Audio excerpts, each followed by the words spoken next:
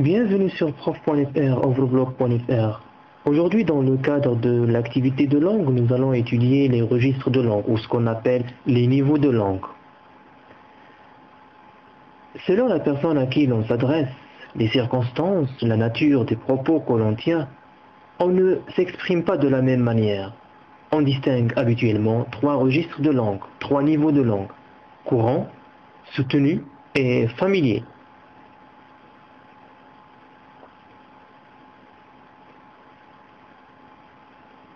Le registre soutenu correspond à une langue réfléchie et élaborée, bien choisie. C'est le registre utilisé traditionnellement dans les œuvres littéraires. On l'emploie également à l'oral comme à l'écrit lorsque les relations sociales imposent une certaine distance. Par exemple, dans les relations entre les États. Pour le registre courant, il est considéré comme registre de langue orale et de langue écrite usuelle, quotidienne, de tous les jours. C'est le registre utilisé notamment dans la presse, les médias, dans la correspondance non officielle ou dans une copie d'élèves par exemple. Pour ce qui est le registre familier, il est employé dans la conversation avec les proches, avec la famille, avec les amis. Le locuteur n'a pas besoin de se soucier de s'exprimer correctement. Ce registre est donc plutôt réservé à la langue orale. Nous avons un exemple. D'où qui put donc tant se demanda Gabriel excédé. Pas possible, il se nettoie jamais. Dans le journal, on dit qu'il n'y a pas 11% des appartements à Paris qui ont des salles de bain. Ça m'étonne pas, mais on peut se laver sans. Alors là, on voit bien qu'il s'agit bien d'un registre familier, d'un niveau de langue familier, puisque nous avons ça, et nous avons des phrases juxtaposées, et nous avons des omissions, pas possible, il faut dire ce n'est pas possible. Alors, pour étudier de près les niveaux de langue, les registres de langue, l'on va étudier le vocabulaire accordé à chaque niveau de langue. Alors pour le registre soutenu, il se caractérise par un vocabulaire précis, varié et nuancé. On va prendre un exemple. Il vient d'acquérir une magnifique automobile. Pour le registre courant, qu'est-ce qu'on va dire? On va dire il vient d'acheter une belle voiture. Alors, les mots utilisés dans le registre courant appartiennent au vocabulaire quotidien, comme on vient de préciser tout à l'heure, c'est-à-dire un vocabulaire correct pouvant être compris par le plus grand nombre, mais pas très recherché. Dans le registre familier, l'on va dire il s'est payé une super bagnole. Alors là, le registre familier fait appel à des mots qualifiés de familiers. L'on trouve dans les dictionnaires femme.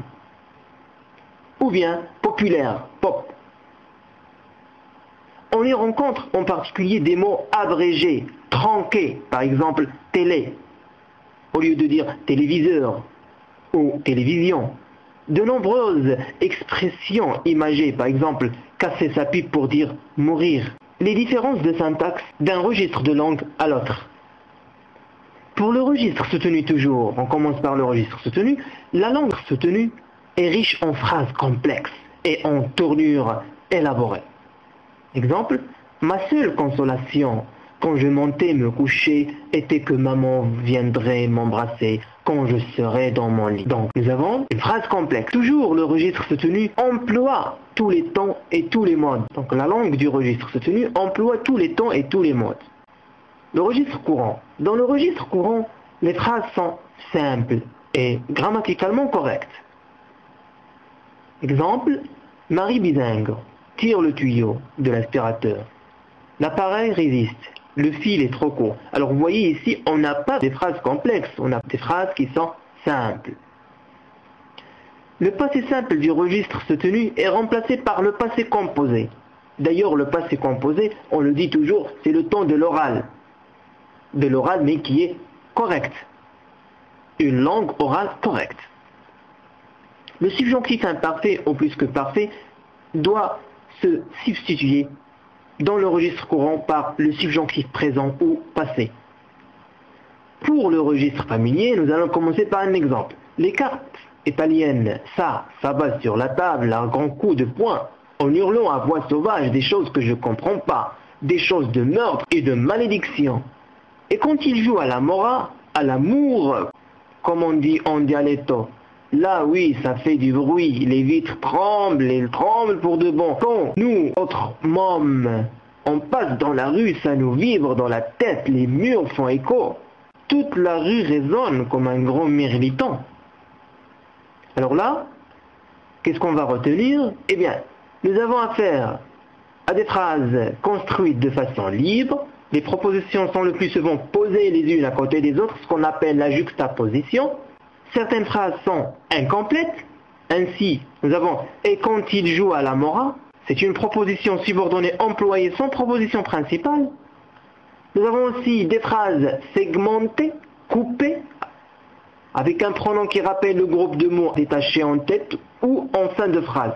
Les cartes italiennes, ça va sur la table. Nous avons l'adverbe négatif ne qui a été omis, effacé, supprimé, des choses que je ne comprends pas, au lieu de dire que je ne comprends pas. Nous avons aussi le pronom démonstratif cela, qui est remplacé par sa forme ça. Le pronom personnel nous est remplacé par l'indéfini on.